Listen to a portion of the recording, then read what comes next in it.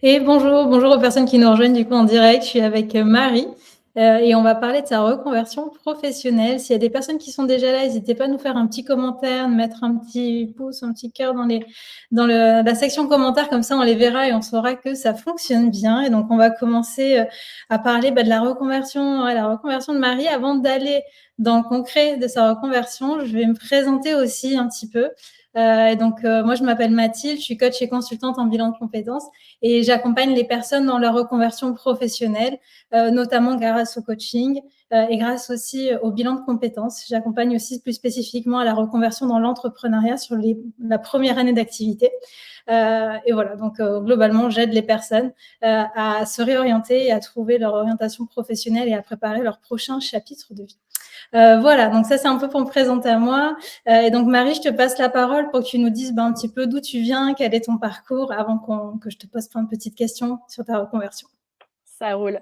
Bonjour tout le monde, bonjour Mathilde, trop cool d'être là. C'est vrai que ça faisait partie des choses que j'avais envie de faire depuis longtemps, de parler de ma reconversion et j'avais encore jamais pris le temps donc c'est chouette, voilà, d'être tombée sur cette rencontre et cette envie de partager. Donc moi, c'est Marie, j'ai 33 ans, je suis de Lille. J'ai vécu un petit peu à Paris. J'étais chef de produit, dans le prêt-à-porter après avoir fait une école de commerce. Voilà, j'ai un peu suivi les traces de mes parents qui étaient aussi, je pense, dans le prêt-à-porter, donc je pense que l'air de rien, ça a un peu, guidé, le travail que j'ai voulu faire d'abord. Mmh. Voilà, donc j'ai travaillé pour des enseignes comme, Le Coq Sportif, Fago, Etam, voilà, des marques quand même assez, grosses, on va dire. Mmh. Et la dernière à Paris était donc Fago, et ce que j'aimais beaucoup, en fait, c'était d'avoir du sens dans le métier. Donc l'idée, c'était vraiment, d'avoir une conscience écologique, RSE un peu Mmh. dans l'entreprise, ouais, qui était assez intéressante et impactante. J'étais un peu plus à la recherche de sens dans mon métier. Donc voilà. Et on est rentré sur l'île en 2019 avec mon mari et c'est à ce moment-là que du coup j'ai pris la décision de changer de métier. Mmh. Voilà, OK. donc aujourd'hui je suis photographe. Donc photographe, OK. j'ai commencé avec la photo sociale, donc les mariages, les reportages famille, naissance, grossesse, tout ça. Et de plus en plus, j'ai envie de développer la photo pour vous, les professionnels, que ce soit les entreprises ou les entrepreneurs solo. Voilà, remettre un peu l'homme et le savoir-faire français au cœur de la communication, sachant qu'aujourd'hui, tout le monde a besoin d'images, tout le monde a besoin de présence sur les réseaux sociaux, sur Internet. Donc voilà, l'idée, c'est vraiment ça, vous créer une banque de données d'images qui vous permettent Mmh. de communiquer de manière plus efficace dans plein de domaines. Donc que vous soyez architecte, restaurateur, yoga, enfin voilà, il y a plein de métiers et vous avez tous besoin de montrer votre métier, votre savoir-faire. Trop bien, mettre les entrepreneurs en image. Et du coup, ouais, c'est un grand revirement parce que donc tu as été, chef de produit dans le textile, c'est ça? Ouais. Plutôt dans de grandes entreprises, et aussi, après tu t'es un peu réorientée, en privilégiant tes valeurs, écologiques en travaillant pour Fago. Et c'est quand tu es revenue sur l'île, c'est ça? Avant tu pas sur l'île, tu étais en région, non? À C'est Paris. ça? À Paris, OK, ouais, je me doutais. Et donc c'est en revenant sur l'île que tu t'es dit: «Allez là maintenant, je change». Ouais, en fait, du coup, forcément, en quittant Paris et en revenant à Lille, moi, j'ai dû dire au revoir à l'équipe de Fago, voilà, que Mmh. j'étais très triste de quitter, de par le métier que, voilà, que j'aimais beaucoup. J'aimais beaucoup ce que je faisais. Chef de produit, j'ai pas quitté parce que je n'aimais pas. J'ai quitté juste parce que j'ai eu l'opportunité d'autre chose. Qu'en fait, en Mmh. rentrant sur l'île pour une opportunité de travail de mon mari, il était temps pour moi de passer à autre chose. Et je me suis un peu Mmh. posé les questions pour quelle boîte j'avais envie de travailler. Et en fait, dans le Nord, sur le coup, j'ai pas forcément trouvé. J'avais tout de suite les grosses enseignes qui me venaient en tête. Voilà, et pour moi, ça n'avait plus de sens de travailler dans un gros groupe, une grosse marque qui en plus se porte pas forcément très bien.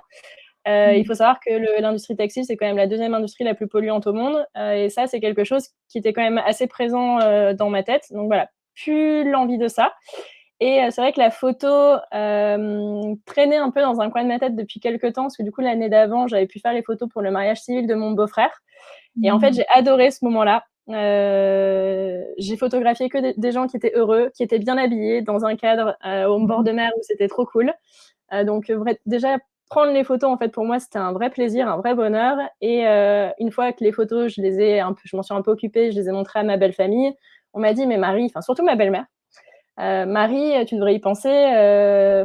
Tes photos, elles sont vraiment cool. Enfin voilà, tu devrais y réfléchir. Et je pense que c'est à partir de là qu'il y a une petite graine qui est venue se semer dans ma tête, qui a grandi, qui a mûri de manière un peu inconsciente. Et au moment du coup du changement de ville, voilà, ça a éclos et c'était le moment d'essayer de me lancer.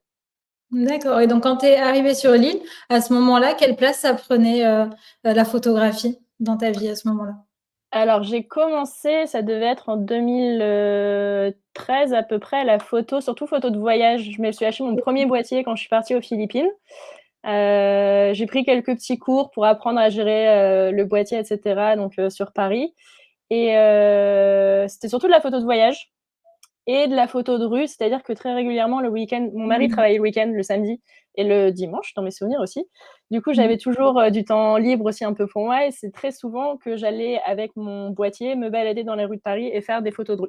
Donc voilà, c'était vraiment à titre complètement personnel. J'ai jamais réfléchi avant de me lancer à travailler dans la photo ou voilà, devenir photographe. Et d'ailleurs, au début, quand je me suis reconvertie et qu'on me demandait bah, tu fais quoi dans la vie, j'avais beaucoup de mal à dire je suis photographe. Je pense qu'il y a un petit truc D'accord. de syndrome de l'imposteur aussi, mais voilà, c'était quelque chose qui était difficile à dire pour moi. D'accord. Donc, au début, c'était difficile d'affirmer, d'assumer ton nouveau métier. Bah oui, parce que du coup, j'ai pas fait de formation de photographie. OK. Je suis pas sûre que voilà, ça faisait partie, je crois, de tes questions. Pour Ouais. moi, il y a pas de requis, en fait, il y a pas d'obligation. Tu as pas besoin de diplôme pour faire ce métier. Après, forcément, il faut de la maîtrise technique, de l'appareil photo, de la photo en soi, et cetera. Donc chose que j'ai pu acquérir avec bah, les petits cours que j'ai pris avec Graines de photographe, Mmh. ça s'appelait, où j'ai poncé toutes les vidéos YouTube possibles et inimaginables sur toute la technique, et cetera. Je me suis inscrite sur des plateformes de formation en ligne et après, j'ai beaucoup shooté. En fait, j'ai essayé beaucoup, j'ai créé des shoots pour moi.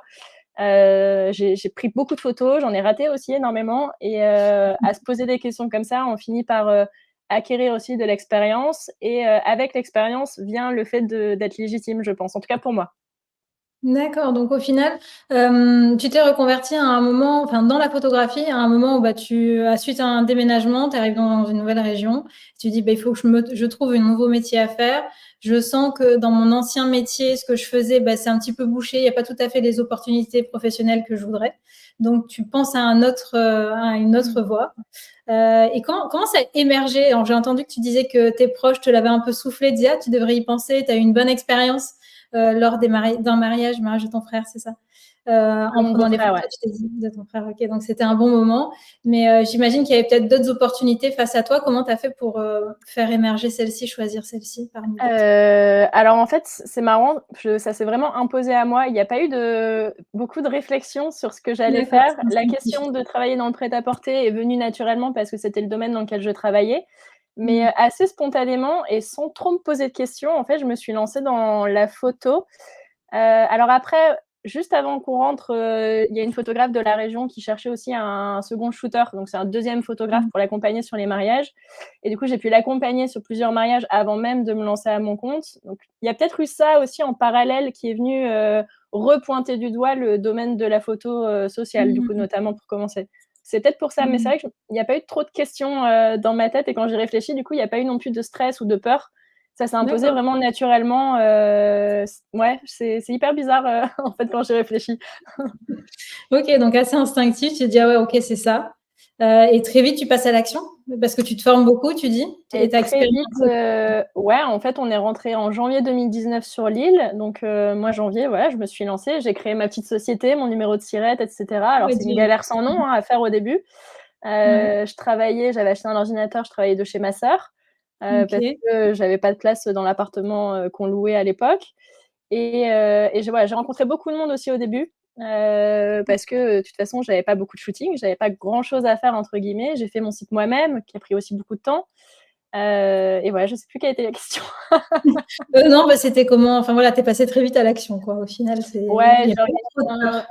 j'ai organisé aussi un gros shooting d'inspiration avec une grosse équipe dans OK. l'optique de me faire un portfolio et de me créer des images. Et ouais, assez vite dans l'action. Après, moi, je suis comme ça. Je fais beaucoup. Mmh. J'ai beaucoup d'énergie. Je suis pas trop. Alors, ça cogite aussi beaucoup. Hein, je suis quelqu'un d'assez stressé. Mais c'est marrant, à cette période-là, je l'étais pas du tout. Heu, OK. j'ai trouvé C'est ça bien. long au début, effectivement, parce que du coup, on sème beaucoup de graines auprès des gens qu'on rencontre, avec qui on échange, et cetera. Et du coup, j'ai trouvé ça long, le temps qu'il se passe quelque chose vraiment de concret, où on soit rémunéré, et cetera. J'ai eu la chance d'avoir aussi un premier mariage très rapidement par des collègues de mon mari. Donc au mois OK. de juillet de ma première année, j'avais déjà mon premier mariage en solo. Donc voilà, ça a démarré hyper vite et en 1 ou 2 ans, j'étais déjà hyper contente de là où j'étais arrivée. En 1 ou 2 ans, tu étais déjà à un niveau d'activité que tu estimais, Ouais. OK. Bah, OK, alors super. pour gagner ma vie, il aura fallu attendre plutôt 2-3 ans, ouais, tout à fait, D'accord.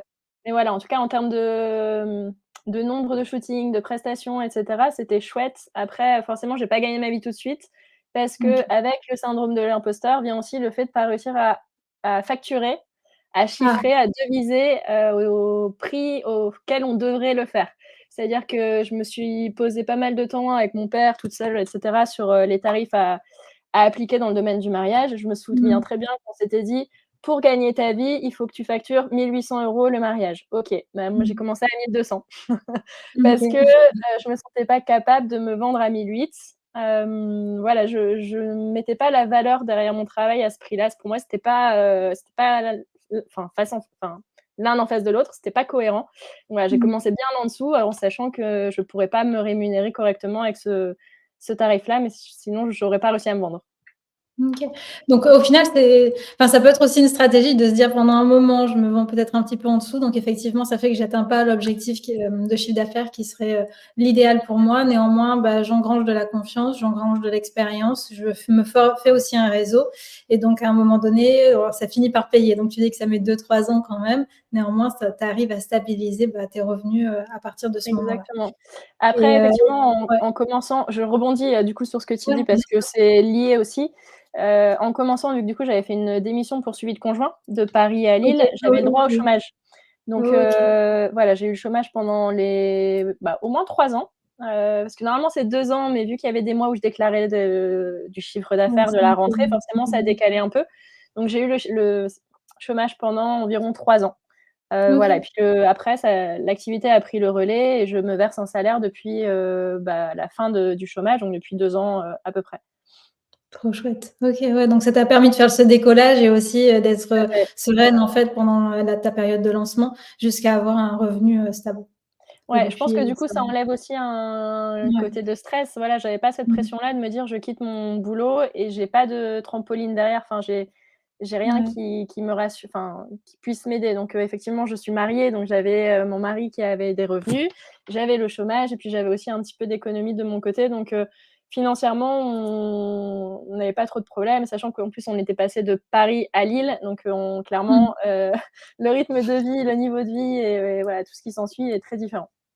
Ouais, c'est sûr, c'est pas les mêmes loyers et du coup, tu dis que quand tu t'y es mis, donc dès janvier 2019, tu t'es mis pleinement tu as fait ce passage, en fait, du salariat à l'entrepreneuriat qui est quand même pas anodin parce que c'est quand même d'autres codes, c'est une autre façon de travailler, on se fixe soi-même ses objectifs. Parfois, on est un peu seul. Alors, tu as dit que tu t'étais aussi beaucoup entourée et ce que je me demande, c'est pour que ce soit si fluide pour toi, tu t'es cons et au final aussi pour atteindre tes objectifs, tu t'es concentrée sur quoi en premier? Ça a été quoi OK. ta prime? Alors effectivement, quand j'ai quitté le salariat, ma plus grande peur, c'était, de plus avoir de collègues, Ouais, parce que je suis, voilà, très sociable, j'aime beaucoup organiser des choses, donc j'étais très à l'initiative d'apéros, auprès de mes OK. collègues, et cetera. Donc c'était vraiment un Mmh. peu une frayeur.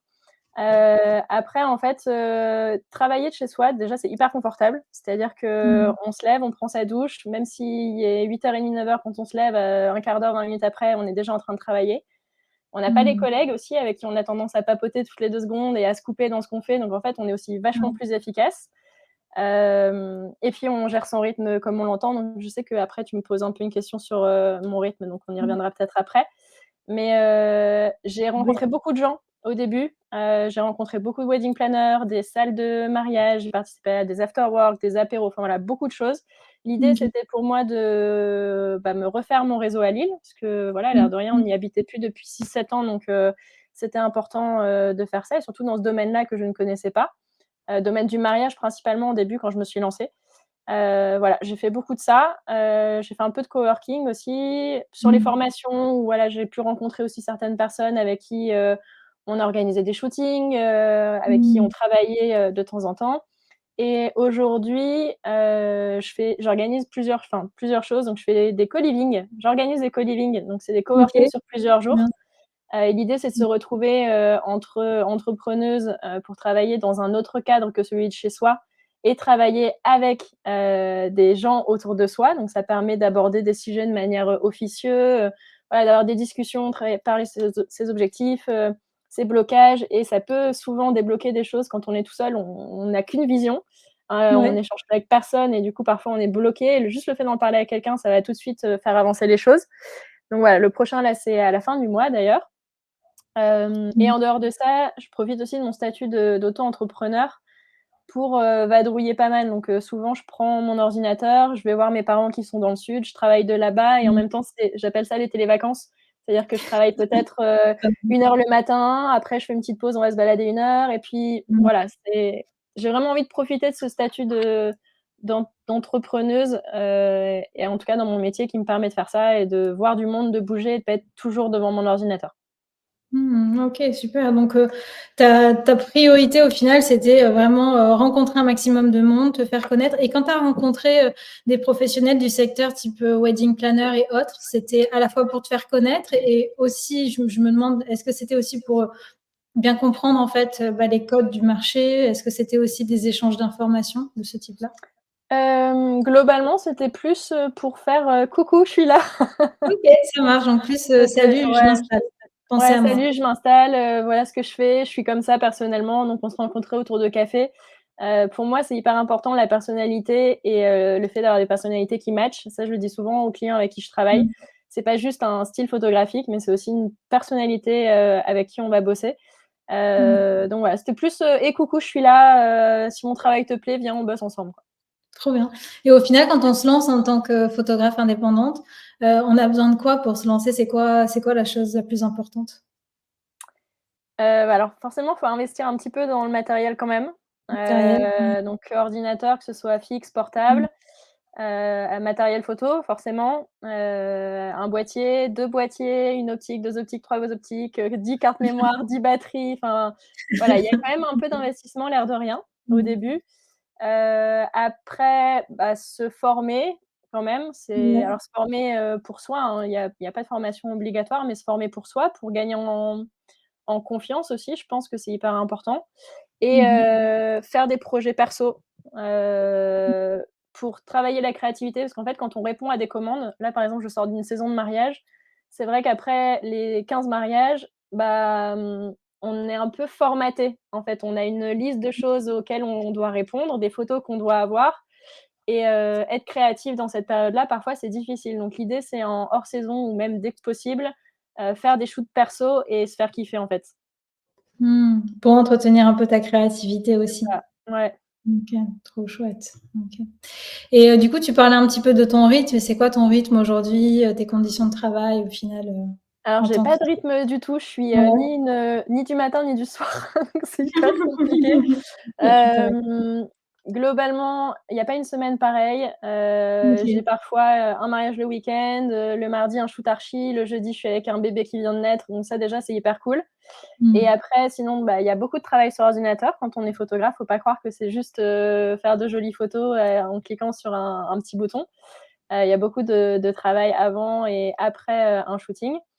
Mmh. Et je dirais que je fais à peu près du 9h-18h, mais je sais aussi m'adapter si un jour, j'ai pas envie de travailler ou je sens que ça avance pas et ben, je vais faire une pause, je vais aller faire autre chose. Si le week-end, je me dis: «Bah, tiens, je travaillerai bien aujourd'hui», bah, je travaille. Mmh. Heu, Quand je travaille le samedi parce que j'ai un mariage, je sais m'autoriser un jour off dans la semaine. Donc voilà, je sais, m'autoriser des temps off et en même temps, des temps de travail. Et ça, Mmh. c'est pas toujours facile. Je sais qu'il y en a plein qui culpabilisent quand ils prennent du temps pour eux, parce qu'être à son compte, ça veut dire travailler, travailler, que si on travaille pas, on gagne pas d'argent. Mais je pense que Mmh. c'est hyper important de savoir aussi faire des pauses Mmh. dans voilà, dans son travail pour, prendre un petit peu d'air et revenir, encore plus au taquet. Ouais, je comprends. Bah, ouais, tu raison de le mentionner parce qu'on peut très vite, se retrouver complètement avalé par son projet entrepreneurial, que peut-être on a lancé en plus à la base pour se dire: «Bah, je vais avoir un peu plus de temps, je vais avoir plus de liberté, dans ce que je fais». Donc, ouais, tu as raison de le mentionner, c'est important aussi de faire des breaks et Et ouais, et au final, tu parlais aussi, ouais, du fait d'entretenir sa créativité, donc d'avoir des projets perso. C'est quoi, toi, tes projets un peu perso? Tu dis des shootings perso, donc c'est faire des shootings pour toi, pour tes amis, pour tes proches. Enfin, Ouais, c'est en quoi fait, c'est te dire que tu n'as pas de client qui a une attente, donc tu OK. organises un truc de A à Z, soit parce que, tu as envie d'essayer un truc nouveau ou parce que, tu as eu une inspiration d'un lieu ou d'une personne ou voilà. Là, par Mmh. exemple, je sais que, c'était quand? C'était début d'année, j'avais très envie de me lancer dans la photo de yoga, parce que le yoga fait partie de ma vie depuis 2 ans maintenant et prend une place assez Mmh. importante dans mon quotidien et afin de me lancer dans le yoga, j'ai eu envie de créer toute une journée shooting avec, plein de setup un peu différents, donc voilà des Mmh. fonds et des choses un peu différentes avec une yogi que j'aime beaucoup qui s'appelle Hortense, Ouais. Mullier, Horty.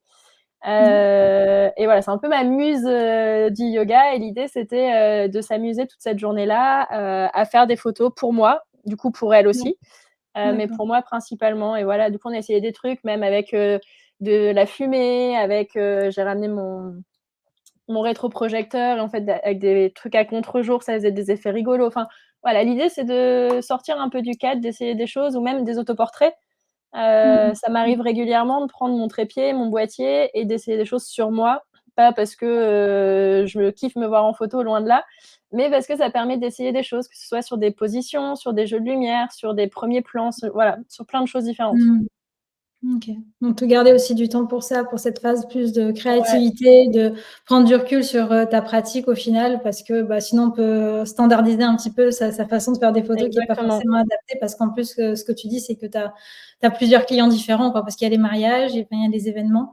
Mais, aujourd'hui, tu te développes aussi sur, plutôt l'entrepreneuriat. Tout à Donc, fait. les personnes qui ont besoin d'images, et qui sont entrepreneurs. D'ailleurs, s'il y a des personnes dans le live qui ont des questions pour Marie, n'hésitez pas à les dire en commentaire, comme ça elle peut vous répondre directement en live si vous vous posez des questions sur, bah, les étapes par lesquelles elle est passée, je sais pas, des questions précises sur sa formation ou autre, enfin n'hésitez pas, on est vraiment là pour ça. Du coup, moi je me posais, des questions sur, bah, au final, tu as fait tout ce parcours-là. Tu disais au démarrage que tu avais un petit peu des difficultés à affirmer que tu étais, photographe. Aujourd'hui, où est-ce que tu en es par rapport à ça? Bah, aujourd'hui, c'est acté, en fait, c'est mon Ouais. métier, j'en vis. Mon nom, en tout cas dans certains milieux, donc notamment le milieu du mariage dans le Nord, hein, je parle pas Mmh. forcément, national, mais dans le Nord et même dans le yoga, mon nom commence à être un petit peu connu aussi. Enfin voilà, Mmh. donc je pense que ça donne aussi de la légitimité et en dehors de ça, c'est ma 5e année, Mmh. donc c'est ce que je fais tous les jours Mmh. et je prends beaucoup de plaisir à le faire. Donc maintenant, il y a plus aucun, problème. Je suis photographe et OK. voilà. Et si tu regardes, la Marie d'il y a quelques années qui, osait pas entièrement, bah, l'affirmer, d'être photographe, tu avais besoin de quoi pour l'affirmer? Qu'est-ce qui te manquait? C'est une bonne question. Je pense que vraiment ça vient avec l'expérience, avec le temps, Ouais. avec, ouais, je pense que ça vient avec l'expérience. OK. Donc si tu Avec devais les te donner un rencontres, avec les conseil, retours clients aussi peut-être.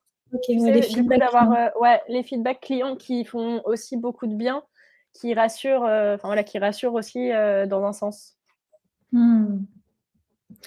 Et du coup, si tu devais donner un conseil, à, bah, la Marie d'avant ou à des personnes qui, sont en train de se lancer et peut-être sont dans cette, difficulté à s'affirmer et à se sentir légitime en tant que photographe, parce que, bah, c'est nouveau, qu'est-ce que tu donnerais? Ah, c'est hyper dur. Hem, ah si, alors shooter, shooter, shooter, pas jamais s'arrêter, pas OK. arrêter de shooter toujours, avoir une idée, essayer même si c'est, 20 minutes un jour, Ouais. je pense qu'un des trucs, qui est le plus important qu'on répète souvent en formation, enfin quand on va à des formations, c'est de surtout ne pas se comparer et Instagram pour ça, c'est une plaie, parce qu'on est obligé d'être présent OK. dessus. Parce qu'au début, moi, 80-90 de mes clients venaient de là, donc c'est un support, Mmh. incroyable. Mais en même temps, il y a beaucoup de monde, il y a beaucoup de contenu de très haute qualité, et on a tendance à se comparer à ce qu'on voit, alors qu'en fait, on peut pas comparer, Marie Dubrul, jour 1 de sa nouvelle Mmh. vie à, madame X, photographe depuis 10 ans. Mmh. Mmh. Forcément, on fait pas les mêmes choses, on n'a pas le même niveau et voilà, je trouve que c'est un truc difficile aussi de voir la qualité des services qui sont proposés par les réseaux sociaux. Donc peut-être essayer de se séparer un petit peu de ça. Moi, je sais qu'il y a une période où j'ai tout nettoyé les comptes, tous les photographes de mariage à l'époque, paf, j'ai limite tout enlevé pour éviter D'accord. de voir ce qu'ils faisaient. OK. Ouais, OK. Donc, prendre de la distance, en fait, avec les réseaux Ouais, sociaux et ce côté, de comparaison dans lequel on peut tomber parce que, bah, exactement. forcément, il y a des pros qui font que ça, sont spécialisés là-dedans et donc ça peut engendrer des énergies pas ouf Ouais. et du coup, si on fait un pas de recul, là, c'était plus je te demandais un peu tes conseils par rapport, bah, à cette question de légitimité, sentir vraiment, affirmer son métier de photographe. Mais plus généralement sur le métier de photographe, si on veut devenir photographe, est-ce que tu as des conseils à donner à des personnes qui auraient envie de se lancer dans ce métier-là? Bah, le shooter, shooter, il revient encore, hein, je te OK, le redis, il encore, fait ouais, partie de la très bien. liste. Ouais, Heu, investir un peu dans le matériel, l'air de rien, moi je sais ouais, que, voilà, au début, j'avais un appareil réflexe, donc avec, un miroir, un truc, un machin et des appareils très gros et j'ai changé il y a 2 ans pour ce qu'on appelle un hybride. ouais. C'est beaucoup plus compact, il y a plus de miroir et ça a quand même pas mal changé la qualité des photos que je livrais. Donc l'air de rien, je suis pas du tout matos, mais un minimum, c'est quand même hyper important. Ça permet de faire quand même des gaps dans le rendu de son travail. Mmh. Après, rencontrer du monde, enfin être présent, que ce soit sur les Mmh. réseaux, que ce soit, quand il y a des apéros, des after work, voilà, être présent, se montrer, parler de soi, ce qui est pas toujours Mmh. facile, mais prendre le temps de parler de soi, de se montrer aussi. Heu, on achète aujourd'hui un service ou un produit, mais on aime bien savoir qui est derrière. Donc Mmh. derrière une marque, derrière un nom, je trouve que c'est important de montrer la personne. Mmh. Prendre plaisir dans ce qu'on fait. Je pense que c'est un des premiers trucs aussi, pour être épanoui dans sa vie et d'ailleurs, je répète très souvent, la petite citation de Confucius, donc «Choisis un métier que tu aimes et tu n'auras pas à travailler un seul jour de ta vie». Je trouve Ouais, qu'elle est ouais, hyper prendre vraie. plaisir. Après être culotté aussi, franchement, y aller au culot. J'ai rencontré quelqu'un qui m'a dit récemment, «Le culot, c'est le meilleur des diplômes». Heu, quelqu'un que j'ai rencontré parce qu'il y avait un van, garé devant une maison, que je voulais faire des photos dans le van et que j'ai sonné à la première des maisons alors qu'il Trop y avait bien. 3 interrupteurs et que je suis tombée sur la personne propriétaire qui est descendue, on a papoté, il m'a dit: «Tain, c'était culotté ce que tu as fait». Je fais: «Ouais, je sais» et bon, finalement, j'ai pas pu faire de photos, ça c'est les agendas ont pas, coïncidé mais le culot, je pense que c'est aussi, un bon outil. Trop bien. Hem, parfois faire du gratuit, faut pas avoir Ouais, peur. ouais. C'est pas un gros mot, alors faut pas en faire trop tout le temps. En fait, faut quand même avoir quelque Mmh. chose à gagner. Donc soit, Mmh. rencontrer quelqu'un, se créer des images, mettre un pied, dans un domaine dans lequel on veut travailler. Enfin voilà, je pense que c'est aussi intéressant de faire des Mmh. collaborations. Ça doit pas être, la majeure partie du travail, loin de là. Il y a encore trop de gens aujourd'hui qui réclament des collaborations, hein, tout le temps. On peut pas y répondre, c'est pas possible. À un moment, il faut qu'on paye aussi, notre loyer, notre nourriture et on peut pas payer Bien en sûr. cadeau ou en échange. Donc mais je pense que c'est intéressant, l'air Mmh. de rien. Je disais investir dans le matériel, mais pas que, site, logo, Mmh. voilà, Mmh. toutes ces choses-là, c'est des choses qu'on ne fait pas au début parce qu'on n'a pas le budget. Moi, si j'avais fait mon site tout de suite, par quelqu'un et ben, ça m'aurait évité d'en avoir 4 en 4 ans, quoi. OK. OK. Donc voilà, investir un petit peu Investir. d'argent dans tout ça, dans les formations aussi ou voilà, enfin, des formations, que ce soit, développement personnel ou technique sur un métier ou, technique sur, justement comment faire un site internet ou autre, mais, investir dans la formation et le Mmh. dernier truc, c'est être soi-même. Donc je disais se montrer et être soi-même, voilà, parce que les autres sont déjà Ouais. pris et on est sa plus belle force. OK, bah, franchement, j'adore, ça peut être le mot de la fin. Je vois que le temps file à une vitesse, être soi-même. Bah, ouais, merci. J'ai pris quelques notes, du coup, de ce que tu disais et des conseils que tu disais un peu au fil de l'eau. Je vais essayer de les résumer là rapidement, mais ce que j'ai retenu, en tout cas, c'est que ce qui t'a aidé à te lancer au démarrage, c'est le fait d'avoir investi du temps dans les rencontres, d'avoir été toi-même moteur, en fait, d'organiser des moments apéros pour favoriser les rencontres, te faire connaître, dire hello, salut, je suis là, rencontrer du Carrément. monde dans la profession aussi pour permettre ça. Euh, faire du coworking, là tu te lances aussi en proposant des co-living, ça c'est trop cool, donc faire du lien. Euh, savoir aussi à certains moments profiter du rythme que permet en fait l'entrepreneuriat, le fait d'être à son compte pour faire des pauses, du télévacances, c'est ça que tu disais. J'aime bien le terme, parce qu'effectivement, c'est plus un marathon qu'un sprint et donc il y a besoin aussi de faire des breaks et de savoir Carrément. profiter de ce rythme-là. En termes d'investissement, du coup, le matos, c'est important, même si c'est pas forcément... Il faut pas mettre tout son argent dedans parce qu'il y a aussi des formations qui sont importantes. Tu disais aussi que c'était intéressant d'investir dans un site professionnel, dans un logo professionnel à un moment donné, plutôt que d'essayer de faire soi-même trop longtemps.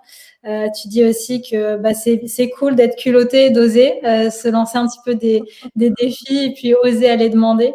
Et aussi garder du temps pour soi, pour ses projets perso en fait, parce que c'est ça, c'est là que tu travailles de la nouveauté, apportes de la créativité et un nouveau regard aussi sur tes photos et que tu continues de faire évoluer ta pratique de photographe.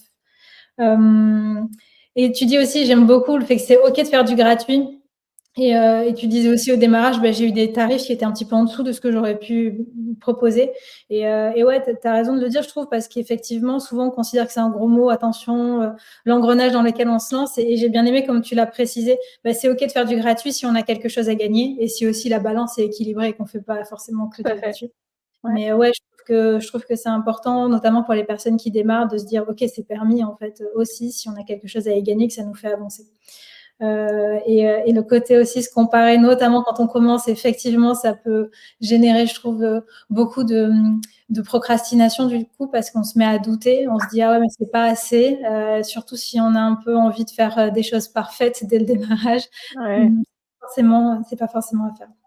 Est-ce que tu peux dire du coup comment est-ce qu'on peut, enfin si tu as envie de rajouter quelque chose, et comment est-ce qu'on peut entrer en contact avec toi aussi si on veut collaborer avec toi et faire appel à tes services? Je pense qu'on a passé quand même beaucoup de choses en revue. Ouais, c'est chouette. Attends, je reprends mes notes, quand même, parce que j'avais eu des questions avant, hein. Ouais, j'avais fait un petit peu des grands thèmes. Tu m'as pas demandé ce qui me plaisait dans mon métier aujourd'hui. Ouais, Je pense que vas-y, ça peut ouais, être vas-y, cool. c'est chouette. Justement, tout ce qui est les rencontres, quelque chose, vraiment que j'aime beaucoup, que ce soit sur les mariages ou enfin, il y a beaucoup de rencontres qui se font tout le temps. Et là, cet après-midi, je vais rencontrer une architecte pour papoter, et je vais voir un DJ qui se lance à son compte que j'ai rencontré en mariage pour papoter parce qu'il se lance et du coup, il a des questions. Enfin voilà, donc les échanges, les rencontres et tout ça, c'est cool. Et d'ailleurs, je vais probablement lancer un peu des one-to-one pour photographes qui ont des questions. Donc voilà, 1 heure d'échange pour essayer de grandir et de faire bouger les choses. Après, ce que je kiffe aussi, c'est effectivement de ne pas avoir une semaine pareille. Ça change tout le temps. Qu'est-ce que j'ai la flexibilité que ça me permet, donc ce que je disais, l'été, les vacances quand un peu pas quand je veux, mais est-ce qu'il faut l'argent derrière, mais voilà, le rythme que moi j'ai envie d'avoir, ça c'est canon. Et je pense que ça m'a aussi changé moi, c'est-à-dire que j'étais déjà quelqu'un de dynamique, sociable, et cetera, mais je pense que ça a encore plus poussé ma personnalité de ce côté-là. Et du coup, le matin, en fait, quand je me lève pour aller travailler, je suis heureuse d'aller travailler ou d'aller faire un mariage ou autre, ou un reportage pour une yogi ou pour une retraite. Enfin voilà, ça c'est cool parce que j'aimais beaucoup mon métier, ce que je faisais avant, mais quand je me levais le matin, j'avais pas ce truc de me dire ouais, trop bien, je vais travailler. Donc voilà. Ça c'est chouette, ça fait se lever de manière beaucoup plus légère. Carrément. Et ça, c'est agréable. Ouais, merci d'avoir précisé ça parce que c'est aussi pour ça qu'on le fait, justement, on essaie de créer son métier sur mesure, en fait, ce qui est souvent le cas quand on se lance dans l'entrepreneuriat. Et effectivement, on le fait aussi pour cet élan qu'on peut avoir dès le matin. On se dit, allez, c'est Carrément. chouette. C'est vraiment ça D'attaquer ces domaines.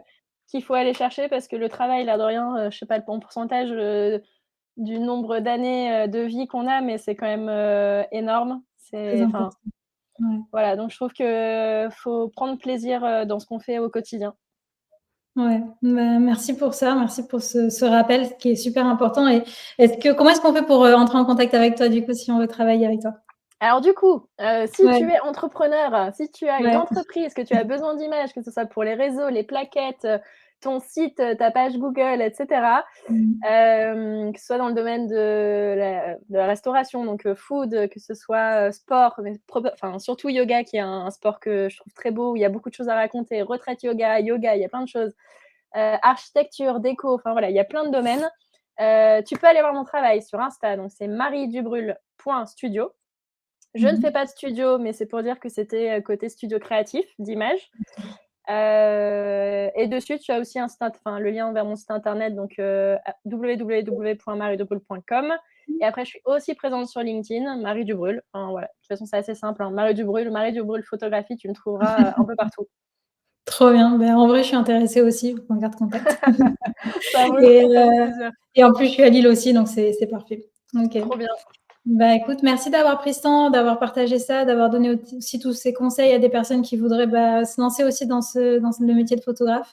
Et je trouve que c'était trop riche aussi que tu dises que toi, au final, c'était une passion à la base et c'était pas un métier, que voilà, tu n'avais pas fait des études spécifiques là-dessus et néanmoins, tu t'es lancé super vite et aujourd'hui, tu vis de ton activité, tu te verses un salaire régulier. Oui, parce Donc que franchement, c'est souvent une question qu'on me pose aussi sur les mariages. Mais du coup, c'est votre vrai métier? Oui, oui, c'est ouais, mon métier.